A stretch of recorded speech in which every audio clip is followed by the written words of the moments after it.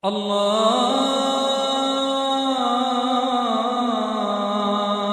أكبر الله أكبر.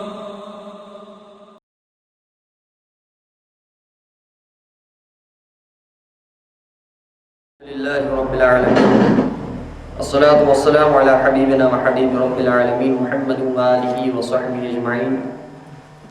قال الله تعالى في موضع آخر: أعوذ بالله السميع العليم من الشيطان الرجيم، بسم الله الرحمن الرحيم.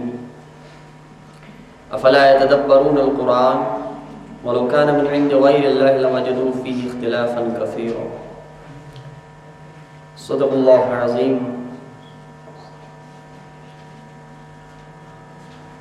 گردومی خواہی مسلمان زیستن، گردومی خواہی مسلمان زیستن، نیست ممکن جز قرآن زیستن. السلام علیکم ورحمۃ اللہ وبرکاتہ.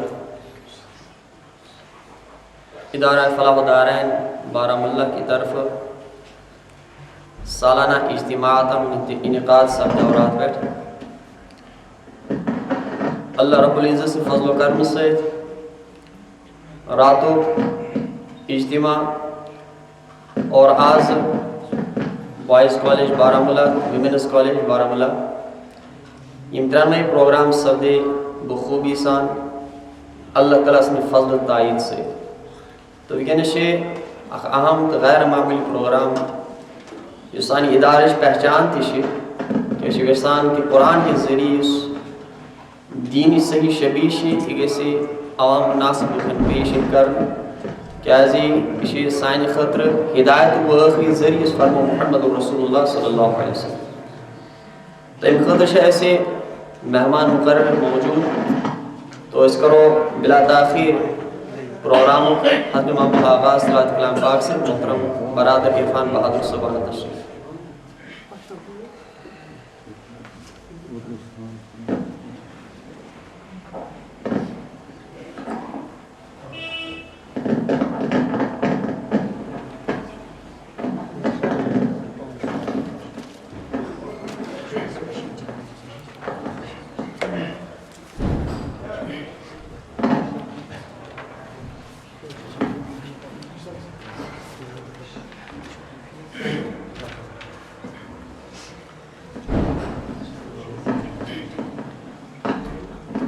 أعوذ بالله من الشيطان الرجيم.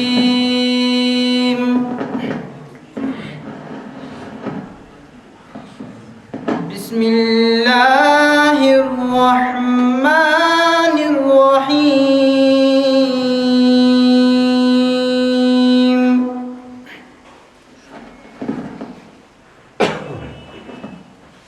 سبح اسم ربك الأعلى الذي خلق فسوى والذي قدر فهدى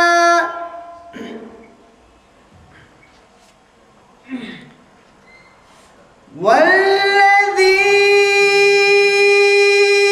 أخرج المرعى فجعله غثاء أحوى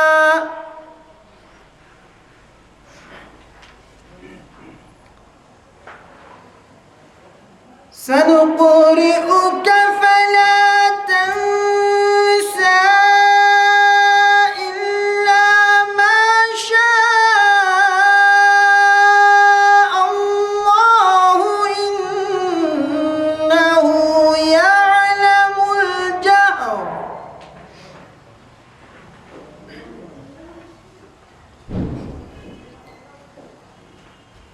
إلا ما شاء الله إنه يعلم الجهر وما يخفى.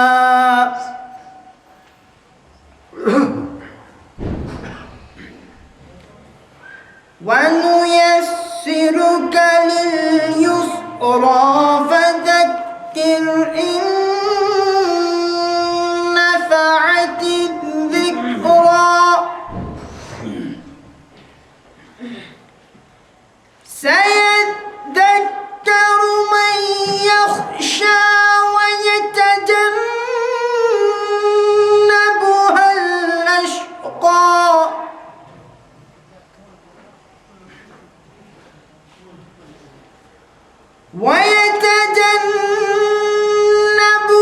الأشقى الذي يصلى النار الكبرى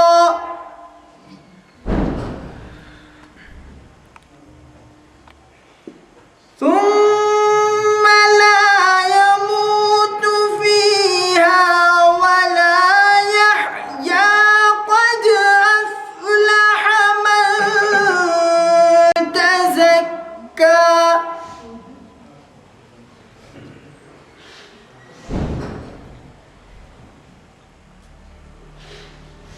قد أفلح من تزكى وذكر اسم ربه فصلى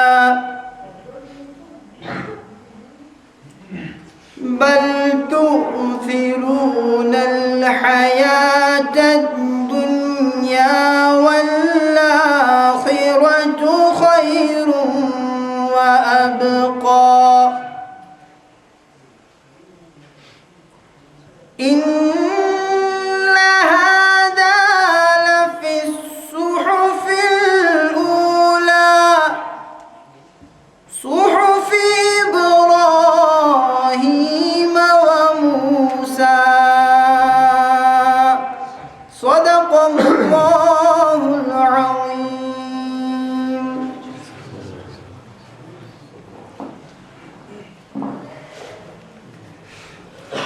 جزاک اللہ.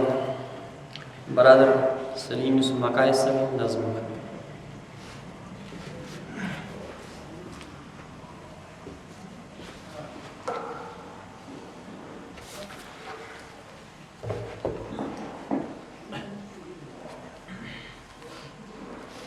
بسم اللہ الرحمن الرحیم. السلام علیکم ورحمۃ اللہ. مولانا عثمان علیہ رحمۃ اللہ. نہ سکت ہے ضبط غم کی نہ مجال اشک باری نہ مجال اشک باری. یہ عجیب کیفیت ہے نہ سکون بے قراری نہ سکون بے قراری. تیرا ایک ہی ستم ہے تیرے ہر کرم پہ باری تیرے ہر کرم پہ باری. غم دو جہاں سے دے دی مجھے تو نے رستگاری مجھے تو نے رستگاری. میری زندگی کا حاصل تیرے غم کی پاسداری تیرے غم کی پاسداری. تیرے غم کی آبرو ہے مجھے ہر خوشی سے پیاری مجھے ہر خوشی سے پیاری. یہ قدم قدم بلائے یہ سواد کوئے جانا یہ سواد کوئے جانا. وہ یہیں سے لوٹ جائے جسے زندگی ہو پیاری جسے زندگی ہو پیاری. میری رات منتظر ہے کسی اور صبح نو کی، کسی اور صبح نو کی، یہ سحر تجھے مبارک جو ہے ظلمتوں کی ماری، جو ہے ظلمتوں کی ماری۔ وہی پھول چاک دامن، وہی رنگ اہل گلشن، وہی رنگ اہل گلشن۔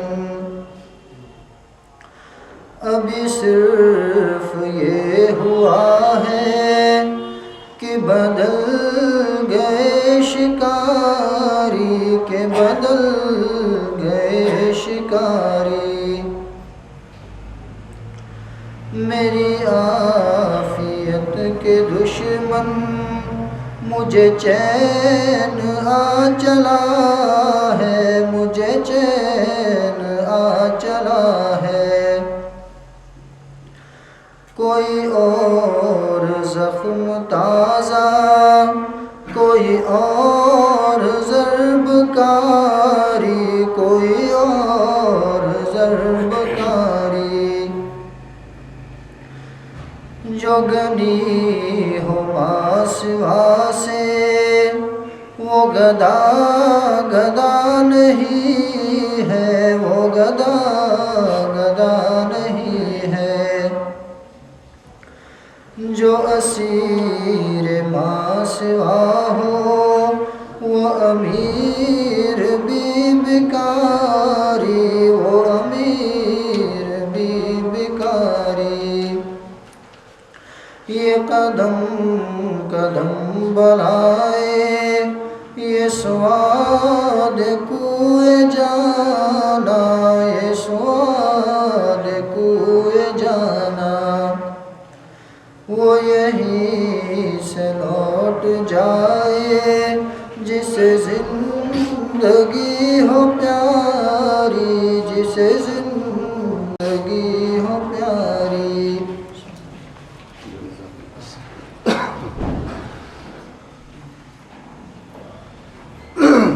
جزاک اللہ۔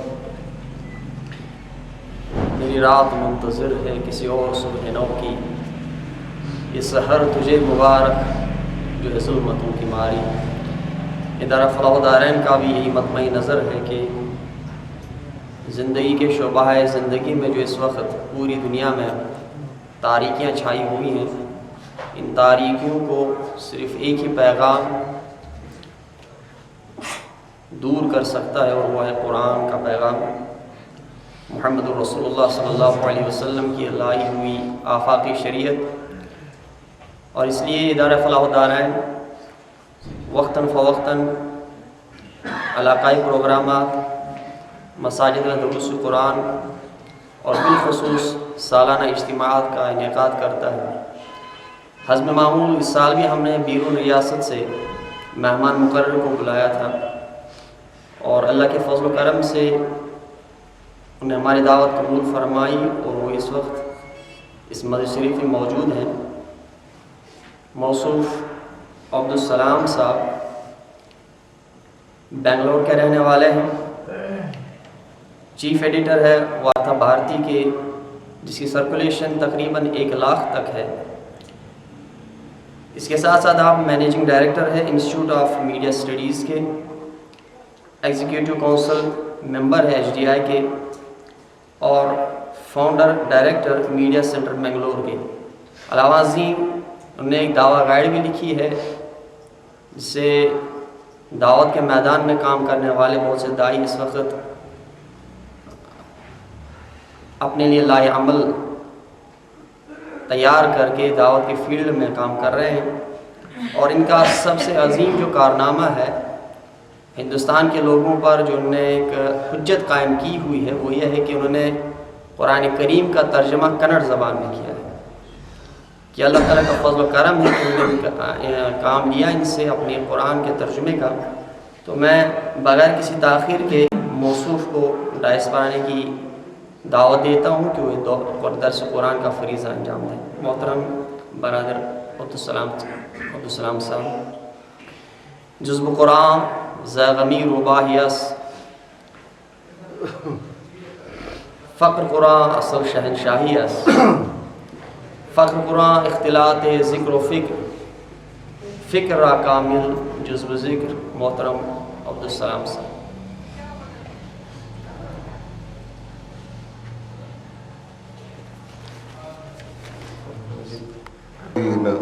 من قبلنا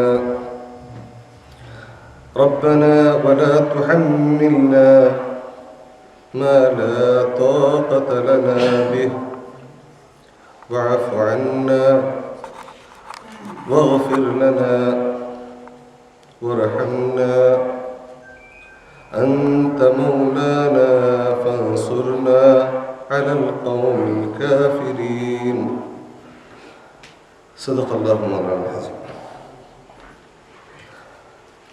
میرے محترم بزرگوں اور بھائیوں،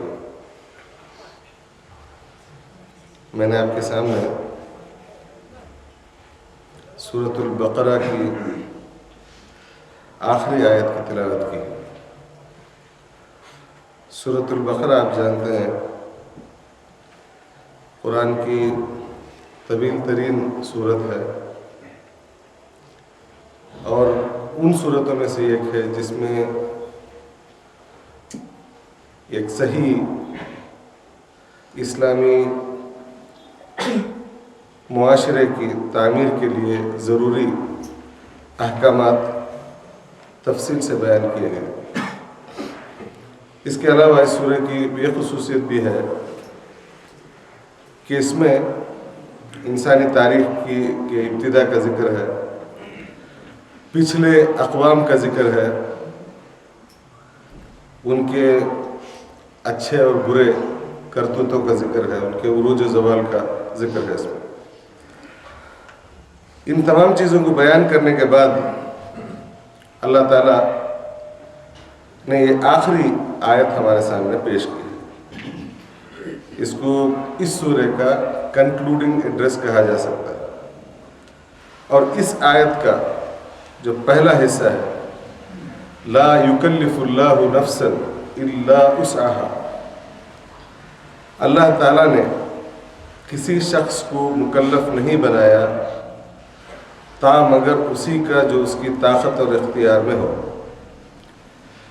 یعنی انسان کی ذمہ داری اسی حد تک ہے جتنی اس کی استطاعت ہے. اللہ تعالیٰ اس سے زیادہ کسی چیز کی توقع سے نہیں رکھتا. یہ دراصل یہ آیت اللہ تعالیٰ، ویسے قرآن کی ہر آیت، قرآن کا ہر حرف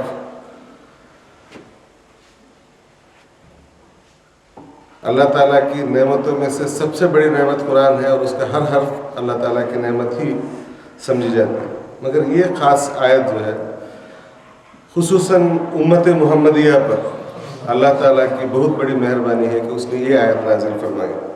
اور اس آیت کو اسلامی آئین بنانے والے، اسلامی قوانین بنانے والے اس کو گائیڈنگ پرنسپل مانتے ہیں. اسلامی شریعت کے گائیڈنگ پرنسپل میں سے یہ آیت ہے. قوانین بنانے والے اگر اس کو بھول کر قوانین بنائے تو پھر ان قوانین کا کوئی وزن نہیں رہتا. اللہ تعالیٰ انسان کا خالق ہے اور اللہ تعالیٰ جانتا ہے کہ انسان کی طاقت کیا ہے. اور ہر انسان کی طاقت یکساں نہیں ہوتی اور ہر انسان کی طاقت ہمیشہ یکساں نہیں ہوتی. ہر انسان کی صلاحیتوں میں فرق ہوتا ہے، اس کی طاقت میں فرق ہوتا ہے، وہ کیا کر سکتا ہے اس میں فرق ہوتا ہے. اور میں آج جو میری صلاحیت ہے ضرور نہیں کہ کل بھی رہے، اس میں فرق ہوتا ہے. تو اللہ تعالیٰ کی صفات میں سے ایک صفت ہے لطیف، بہت ہی نزاکت سے چیزوں کو دیکھنے والا. اس کی مثال اللہ تعالیٰ کے لطیف ہونے کی ایسی ہے جیسے لوہار کا ترازو اور سنار کا ترازو.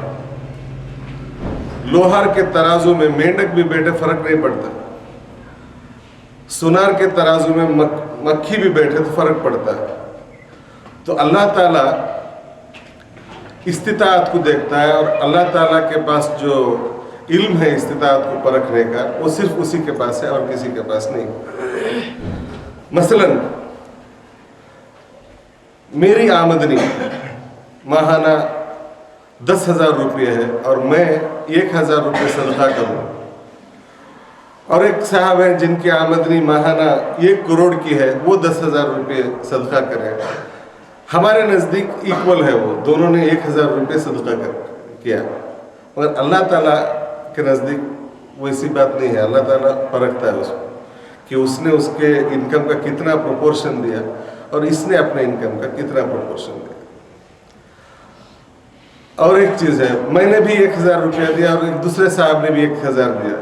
मैंने मेरे बचत से दिया और दूसरे बहुत ही ज़रूरत के लिए, अपने ज़रूरत के लिए रखा था, उसको कुर्बान करके दूसरे आदमी को सदका किया। तो अल्लाह ताला के नज़दीक उसका जो सदका है मेरे सदक़े के मुकाबले में हज़ारों गुना ज़्यादा कीमती है, उसका अजर बहुत ज़्यादा है उसका।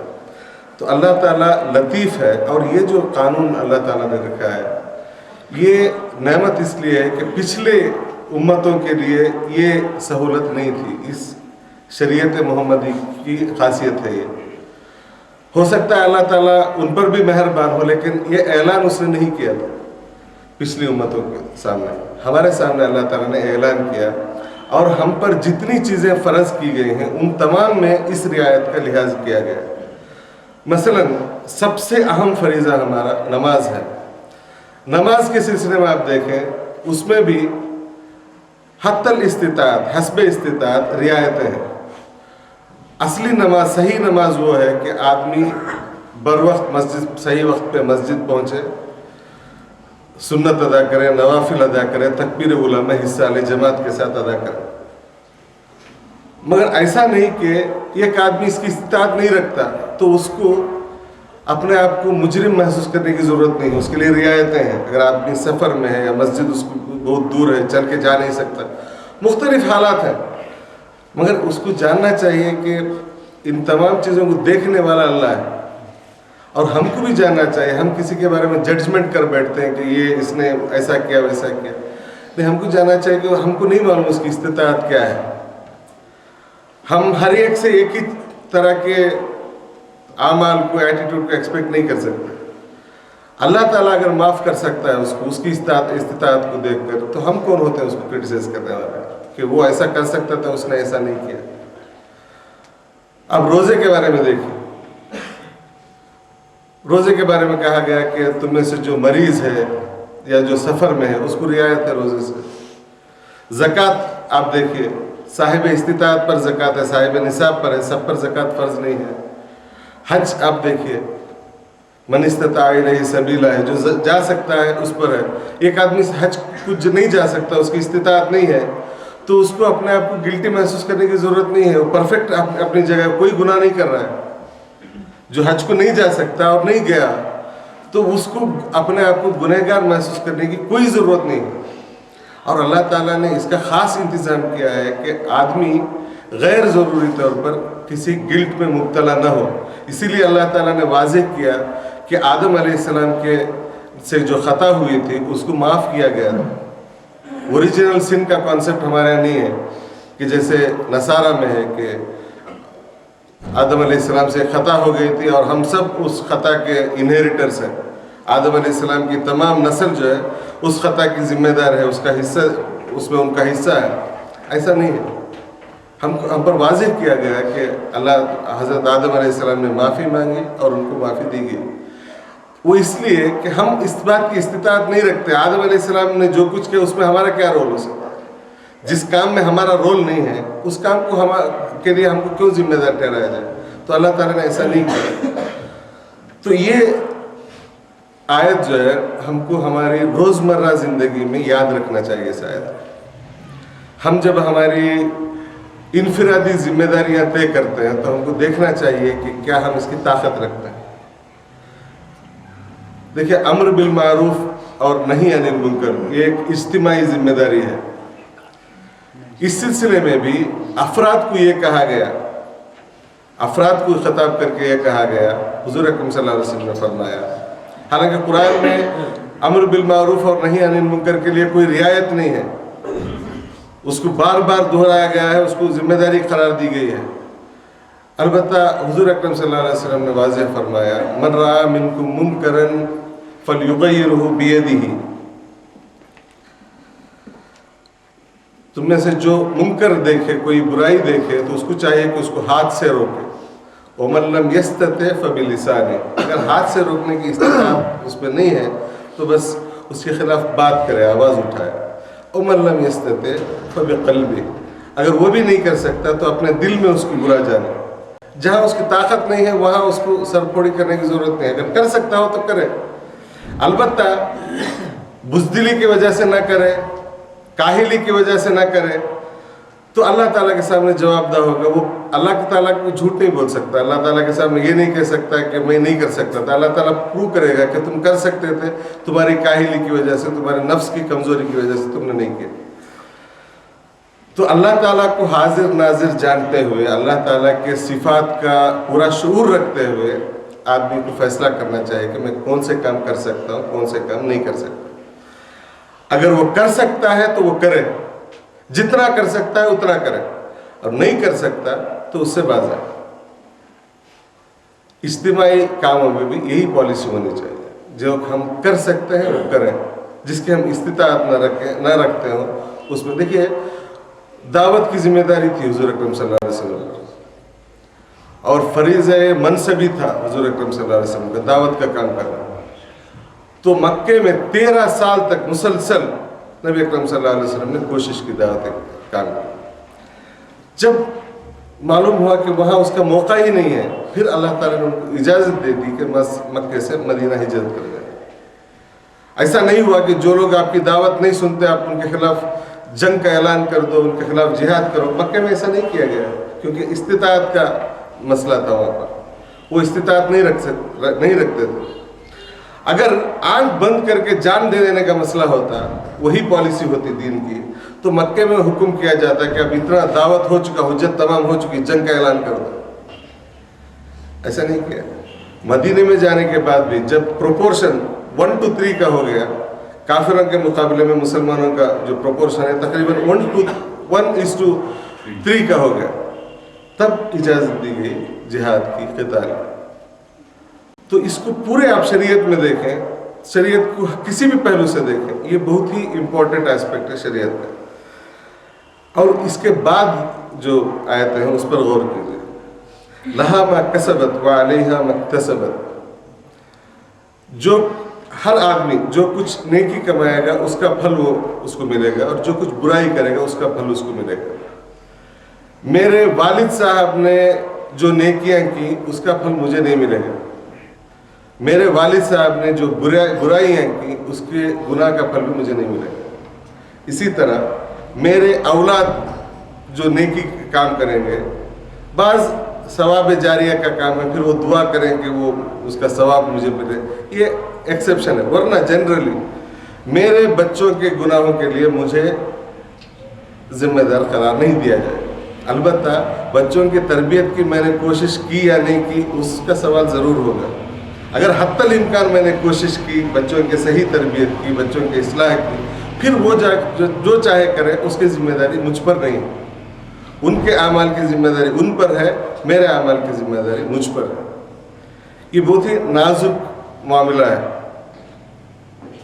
ایک طرف ذمہ داری ہے, ایک طرف سبکدوشی ہے. دونوں کو دیکھنا ہے, اور یہ یاد رکھنا ہے کہ جڈج کرنے والے ہم نہیں ہیں. ہم کو اپنے آپ کو رعایت نہیں دینا چاہیے, ہم کو احسان کی پالیسی اپنانی چاہیے کہ اپنی طاقت سے زیادہ جتنا ہو سکے ہم کریں گے, مگر جو ناممکن ہے ہماری طاقت کے لحاظ سے وہ نہیں کریں. اس میں اپنا وقت ضائع نہیں کریں گے, اپنے وسائل کو ضائع نہیں کریں گے. اس کے بعد یہ دعا سکھائی گئی, اور حضور اکرم صلی اللہ علیہ وسلم جب سے اس آیت کا نزول ہوا تب سے روزانہ یہ دعا پڑھا کرتے تھے. حضور اکرم صلی اللہ علیہ وسلم کے صحابہ بھی صرف مشکل ایام میں نہیں بلکہ عام دنوں میں بھی یہ دعا پڑھا کرتے، صبح و شام یہ دعا پڑھا کرتے تھے. اور میں بھی خاص کر آپ تو پڑھتے ہی ہوں گے، خاص کر کے جو چھوٹے نوجوان ہیں، جو بچے ہیں، ان سے درخواست کرتا ہوں کہ اس دعا کو یاد کریں، نماز میں اس آیت کی تلاوت کریں اور بار بار اس دعا کو پڑھتے رہیں. ربنا لا تؤاخذنا ان نسینا او اخطانا. دعا کیا ہے؟ دیکھیں آدمی، ہم انسان ہیں، انسان کو کہتے ہیں نسیان ہے. انسان اور نسیان قریب قریب ہے. انسان اور بھولنا وہ قریب قریب. انسان بھولتا ہے. انسان آج عزم کر لیتا ہے کہ انشاءاللہ میں کل فجر کی نماز جماعت کے ساتھ تکبیر اولیٰ کے ساتھ ادا کروں گا، سو جاتا. کل جو ارادہ اس نے کیا تھا وہ بھول جاتا ہے. اس طرح بہت سی چیزیں ہیں جو انسان عزم تو کر لیتا ہے مگر پھر بھول جاتا ہے. اور بہت سی چیزیں انسان چاہتا ہے کہ میں کروں، اس کے بعد اس کے بھلکڑ پن کی وجہ سے اس کو کھو دیتا ہے. ان نسینا او اخطانا، اگر میں میرے جو بھول ہے، ہم اگر بھول جائیں تو ان بھولے ہوئے چیزوں کو معاف کرنا. اور او اخطانا، خطا اس کو کہتے ہیں جو جان بوجھ کر نہ کرے آدمی. غلطیاں جو جان بوجھ کر نہ کرے اس کو خطا کہتا ہے. ہم جو جان بوجھ کر نہیں کیا، ہم نے بغیر جانے بوجھے ہم سے جو غلطیاں ہو گئیں، جو بھول ہم سے سرزد ہو گئی، اے اللہ ان چیزوں کو معاف فرما. یہ اللہ سے دعا ہے. ربنا، اور پھر اللہ سے دعا ہے. دیکھیے یہ سب ایک ہی آیت کے حصے ہیں جو میں آپ کے سامنے بیان کر رہا ہوں. لا یکلف اللہ نفسا سے شروع ہوتی ہے. ربنا ولا تحمل علینا اسرا کما حملته علی الذین من قبلنا.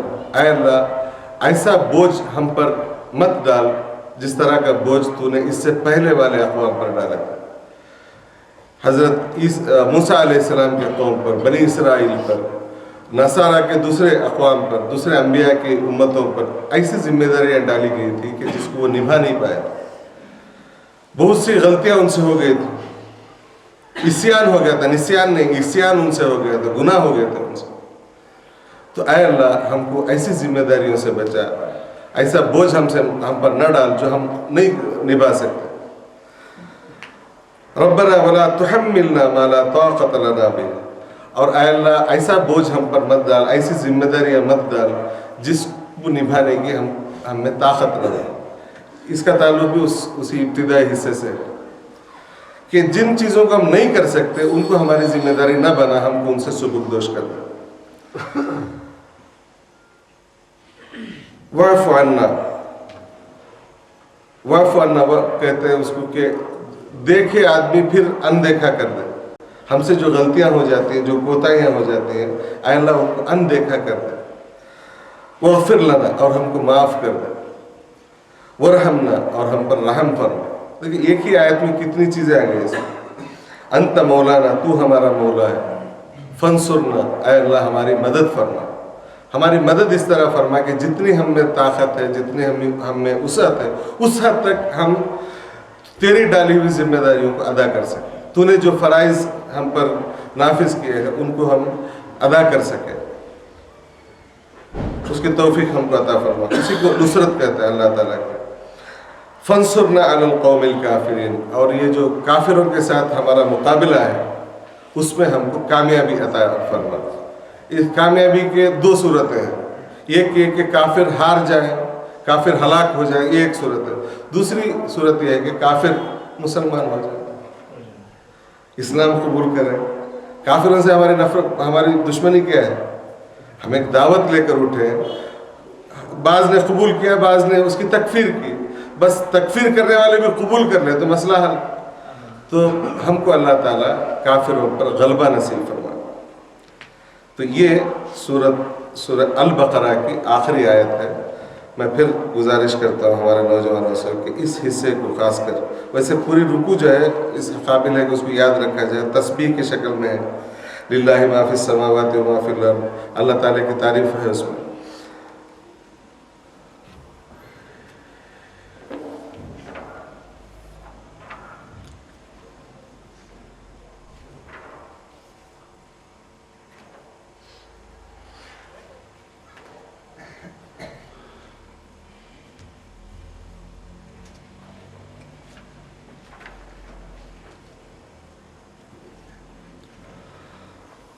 اعوذ باللہ من الشیطان الرجیم بسم اللہ الرحمن الرحیم یا ایہا الذین آمنوا میں تلاوت پہلے کر لیتا ہوں. اعوذ باللہ من الشیطان الرجیم بسم اللہ الرحمن الرحیم یا ایہا الذین آمنوا لا یسخر قوم من قوم عسى ان يكونوا خيرا منهم ولا نساء من نساء عسى ان يكن خيرا منهم ولا تلمزوا انفسكم ولا تنابزوا بالالقاب بئس الاسم الفسوق بعد الإيمان ومن لم يتب فأولئك هم الظالمون يا أيها الذين آمنوا اجتنبوا كثيرا من الظن إن بعض الظن إثم ولا تجسسوا ولا يغتب بعضكم بعضا أيحب أحدكم أن يأكل لحم أخيه ميتا فكرهتموه واتقوا الله إن الله تواب رحيم. یہ وہ آیتیں ہیں جن کو آپ نے 1000 بار سنا ہوگا ان آیات پر درس. میں نے اس کا انتخاب اس لیے کیا ہے کہ 1000 بار سننے کے باوجود اس کا اثر ہم پر نہیں ہوتا. اس میں کن کن چیزوں سے روکا گیا ہے اور ہم یقین سے کہہ سکتے ہیں کن کن چیزوں کے بارے میں کہ ہم واقعی ان سے رک چکے ہیں. درس ہوتا ہے غیبت سے روکنے کا، اور درس کے 5 منٹ درس کو ختم ہوئے نہیں ہوتا کہ ہم پھر سے شروع کرتے ہیں. یہ تمام چیزیں جن سے ہم کو روکا گیا. اسی لیے ان آیات کو بار بار پڑھنے کی ضرورت ہے اور ان آیات کی روشنی میں ہمارے ذاتی اور اجتماعی اعمال کا احتساب کرنے کی ضرورت ہے اور پھر اس کے امپلیمنٹیشن کرنے کی ضرورت ہے. میں اس میں تفصیل میں نہیں جاتے ہوئے صرف ایک حصے اس آیت کے ایک حصے کی طرف توجہ دلاتا ہوں.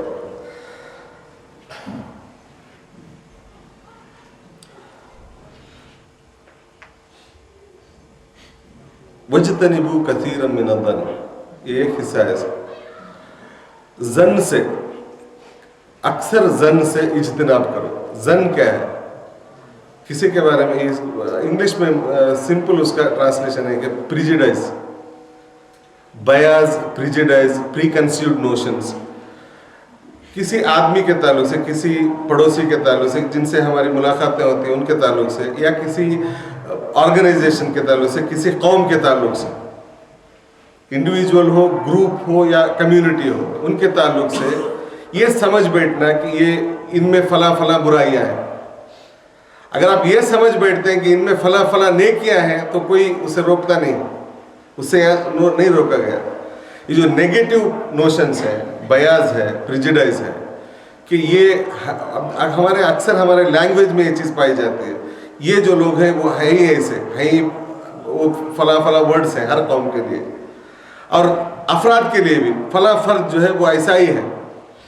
حالانکہ اللہ تعالیٰ نے کسی کو اس طرح کے خصائل کے ساتھ پیدا نہیں کیا اور ہم کو اختیار بھی نہیں دیا کہ ہم اس طرح تشخیص کریں کہ یہ برائیوں کو فلاں کے ساتھ منسوب کریں. ہم کو اس کا اختیار نہیں. اور یہاں دلچسپ بات یہ ہے کہ اللہ تعالیٰ نے ہم کو حکم دیا کہ کثرت سے زیادہ بچنے کی کوشش کرو، زیادہ سے ظن جو ہے اس سے بچو. حالانکہ اس کے بعد کہا گیا ان بعض الظن اسم، ہر ظن جو ہے گناہ نہیں ہوتا، ہر بیاز، ہر پریجیڈائز گناہ نہیں ہوتا. بعض ظن جو ہے، بعض پریجیڈائز وہ گناہ ہوتا ہے. مگر ان سے بچنے کا طریقہ یہ ہے کہ آپ کثرت سے جتنے بھی بیاز ہیں ان سب سے بچو. اب جیسے فحش کاموں کے تعلق سے قرآن میں یہ نہیں کہا گیا کہ وَلَا تَفْعَلُوا الْفَوَاحِشَ، بلکہ کہا گیا وَلَا تَقْرَبُوا الْفَوَاحِشَ. فحش کام جتنے بھی ہیں ان کے قریب بھی مت جاؤ. حالانکہ قریب جانا گناہ نہیں ہے، مگر قریب جانے کا نتیجہ یہ ہوتا ہے کہ آدمی پھر اس کا مرتکب ہو جاتا ہے. اس کے ارتکاب سے بچنے کا طریقہ یہ ہے کہ اس کے قریب بھی نہ جائے، اس کی طرف آنکھ کھول کر دیکھیں بھی نہیں. تو پریجیڈائز کا معاملہ بھی یہی ہے کہ اکثر پریجیڈائز جو ہے وہ گناہ نہیں ہوتے، اس میں سے بعض پریجیڈائز گناہ ہوتے ہیں. مگر بعض گناہوں سے بچنے کا یہی طریقہ ہے کہ آپ اکثر پریجیڈائز سے اجتناب کریں. آپ خود احتساب کریں کہ مجھے کن کن لوگوں سے پریجیڈائز ہے، کن کن گروپ سے بیاز ہے، کون کون سے گروپ ہیں جن کے بارے میں کہتا ہوں کہ وہ لوگ ایسے ہی ہیں، وہ لوگ ہمیشہ برے ہیں، وہ ہمیشہ یہ کرتے ہیں. کن ہم خود بیٹھ کے چھوٹی ڈائری لے کے نوٹ کرنا شروع کریں تو کافی لمبی فہرست بن جاتی ہے. تو ان تمام سے اجتناب کریں، تب انشاءاللہ گناہ سے بچیں گے میرے خیال سے. اور اس کا دیکھیے یہ جو پوری صورت ہے اس میں جو اس کا حصہ ہے، اس کا تعلق انسانوں کے آپسی تعلقات کا ہے. اللہ تعالیٰ نے بہت ہی اہمیت دی ہے آپسی تعلقات کو صحیح بنیاد کے اوپر قائم رکھنے اور ان کو بچائے رکھنے کے بہت سے ترکیب اللہ تعالیٰ نے بتائے. مثال کے طور پر اس کے بعد والی آیت میں یہ جو احکامات دیے گئے ہیں اس کے بعد والی آیت پر آپ غور فرمائیے. اس میں کہا گیا یا ایھا الناس انا خلقناکم من ذکر و انثی وجعلناکم شعوبا وقبائل لتعارفوا ان اکرمکم عند اللہ اتقاکم. یہ آیت ہم نے اکثر غیر مسلموں کے مجالس میں پڑھنے کے لیے ریزرو کر رکھا ہے. حالانکہ یہ ہمارے لیے یہی ہے کہ ہمارا ایٹیٹیوڈ کیا ہونا چاہیے، دنیا کی جو مختلف اقوام ہیں ان کے تعلق سے ہمارا رویہ کیا ہونا چاہیے، اس کو یہ ڈیسائیڈ کرتا ہے. اور اس سے پہلے والی ایک آیت پر غور کیجئے وَإِن جَاءَكُمْ فَاسِقٌ بِنَبَإٍ فَتَبَيَّنُوا. اگر کوئی غیر ذمہ دار آدمی کوئی نیوز تمہاری طرف لاتا ہے کسی کے تعلق سے تو فوراً اس پہ ایمان مت لاؤ، اس کی بنیاد پر کوئی فیصلہ مت کر بیٹھو، بلکہ اس کی تحقیق کرو کہ یہ جو خبر لائے صحیح خبر ہے یا نہیں ہے. اس کا تعلق بھی انسانی تعلقات سے. ہم بعض دفعہ ہمارے جو فیصلے ہوتے ہیں کسی کے تعلق سے وہ غلط خبروں کی بنیاد پر، غلط انفارمیشن کی بنیاد پر ہوا کرتے ہیں. ہمارا جو بھی ایٹیٹیوڈ ہم ڈیسائیڈ کرتے ہیں وہ صحیح بنیادوں پر ہونا چاہیے. کسی رومر کی بنیاد پر فیصلے کرنا جو ہے وہ حماقت ہے اور الٹیمیٹلی اس کا نقصان ہم ہی کو اٹھانا پڑتا ہے. تو میرے خیال سے اس حصے کے لیے اتنا کافی ہے. پھر میں چلتا ہوں آخری جو یہ ہے اس میں سورہ جمعہ کی طرف.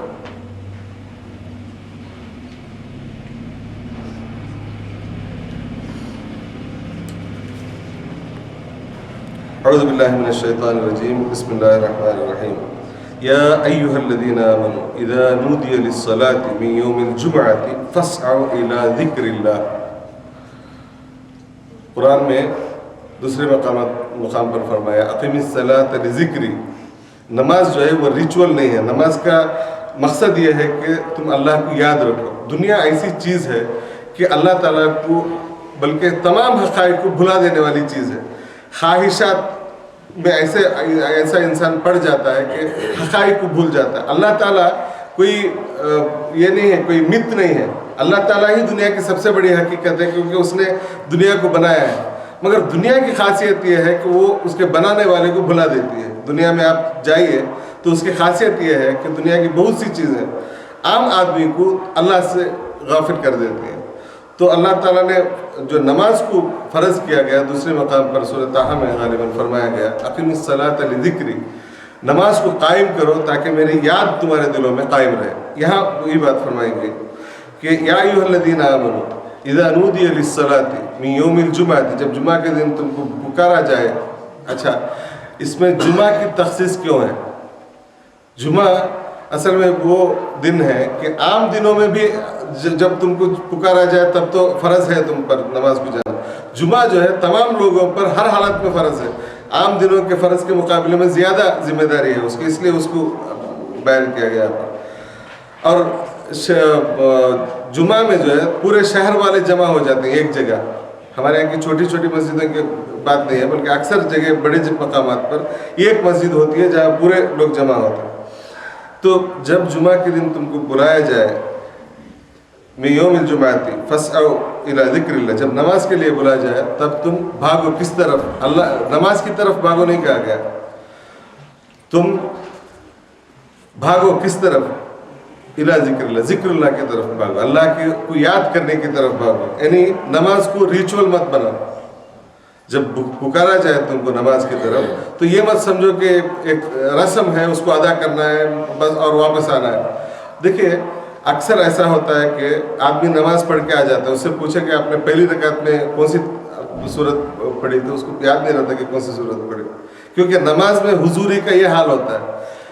تیرا نماز بے حضور جو کہا گیا کہ نماز میں حضوری نہیں ہوتی، وہ آدمی پریزنٹ نہیں رہتا.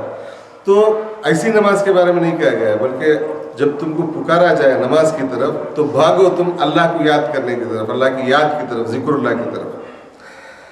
वदरुल बै, और तिजारत को छोड़ दो, जो भी तुम्हारी मसरूफियात हैं उन तमाम चीज़ों को छोड़ दो और ज़िक्रुल्लाह की तरफ भागो। ज़ालिकुम खैरुल लकुम इन कुंतुम तालमून, अगर तुम जानने वाले हो, यानी तुम दुनिया और आखिरत के फ़र्क को जानने वाले हो तो तुम्हारे लिए ये बेहतर है। फ़इज़ा क़ुदियतिस सलात, उसके बाद अल्लाह ताला फरमाता है कि जब तुम नमाज ख़त्म कर लो, नमाज को पूरा कर लो, फ़ंतशिरू फ़िल अर्द, ज़मीन में फैल जाओ, वब्तगू मिन फ़ज़लिल्लाह, और अल्लाह के फजल को तलाश करो, वज़कुरुल्लाह कसीरा लअल्लकुम तुफ़्लिहून, और अल्लाह को कसरत से याद करो। ये असल में एक आयत ऐसी है जिसके बारे में आप ज़रा गौर करें तो आपको महसूस होगा कि दुनिया का एक यूनिक मज़हब है। आप इस्लाम को दुनिया के दूसरे मज़ाहिब के साथ कंपेयर नहीं कर सकते, क्योंकि मज़ाहिब का काम इबादतगाह की तरफ लोगों को बुलाना होता है, उसके साथ मज़ाहिब का काम ख़त्म हो जाता है। आम जितने मज़ाहिब हैं, मज़ाहिब का काम इंसानों को इबादत की तरफ बुलाना। ये जो कहा गया कि तुमको जब नमाज की तरफ बुलाया जाए तो तिजारत को छोड़ो और नमाज की तरफ दौड़ो, ये सिर्फ इस्लाम नहीं करता बल्कि हर मज़हब ये काम करता है, इबादतगाह की तरफ बुलाने का काम। मगर इस्लाम की खुसूसियत यह है कि वो ये कहता है कि जब तुम नमाज से फारिग हो जाओ तो फिर जाओ मस्जिद से बाहर जाओ। इसमें नमाज की तरफ बुलाने का हुक्म भी है और ये भी हुक्म है कि जब नमाज ख़त्म हो जाए तो मस्जिद से भागो बाहर और अल्लाह का फजल तलाश करो। मस्जिद में टिके रहने की ज़रूरत नहीं है। अल्लाह ताला नहीं चाहता कि तुम मस्जिद ही में टिके रहो, अपनी जिम्मेदारियों को भूल जाओ। और वहाँ भी देखिए, जब तुमको नमाज की तरफ बुलाया जाए तो कहा गया कि इज़ा नूदिया लिस्सलाति मिन यौमिल जुमअति फस्अउ इला ज़िक्रिल्लाह, अल्लाह के ज़िक्र की तरफ आओ।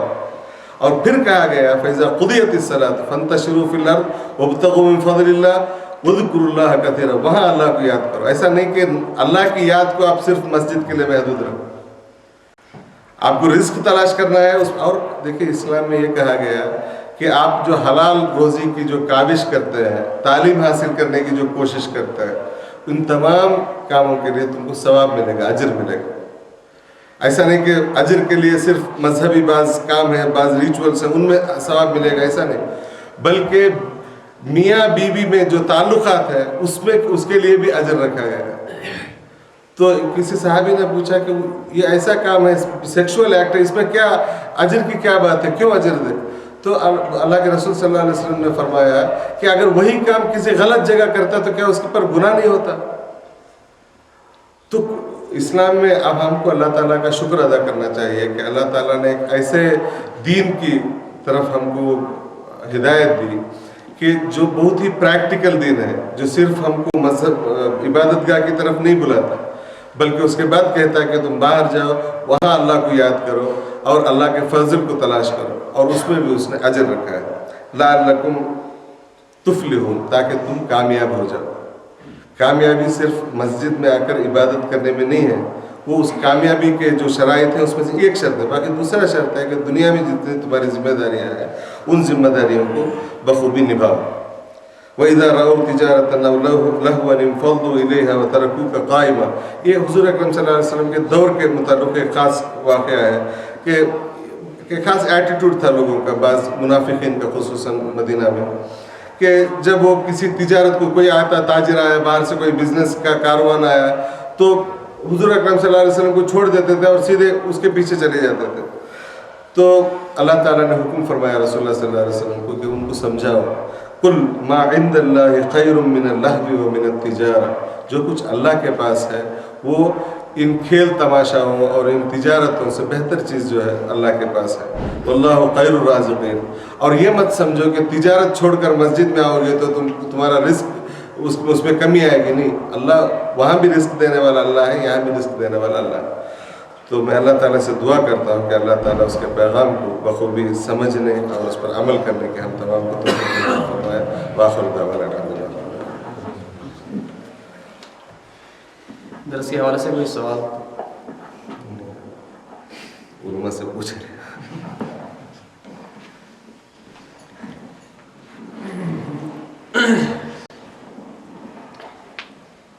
जज़ाकल्लाह। बेहतरीन कलेक्शन थी कुरान करीम की आयत जो ने हमें درس دیا. سورہ آل عمران کی آخری آیات، البقرہ کی سورہ بقرہ کی آخری آیات مدنی سورہ، مسلمان کو مخاطب ہے، منکسر المزاجی اور عاجزی کی تعلیم ہے کہ انسان اسلام کے لیے جو بھی کرے لیکن اس کے اندر جو پیغمبرانہ صفت ہے وہ ہے عاجزی اور انکساری. اذا جاء نصر اللہ والفتح ورأيت الناس يدخلون في دين الله افواجا فسبح بحمد ربك واستغفر. کہ دین تو غالب ہو گیا، مکہ میں اسلام کا پرچم لہرایا جا چکا ہے، اب کیا کرنا ہے؟ عام لیڈروں کی طرح نہیں، فتنہ و فساد نہیں، تکبر و گھمنڈ نہیں، بلکہ فسبح بحمد ربک واستغفر، اللہ کی تسبیح، تحمید اور مغفرت اللہ سے چاہنا، انہ کان توابا.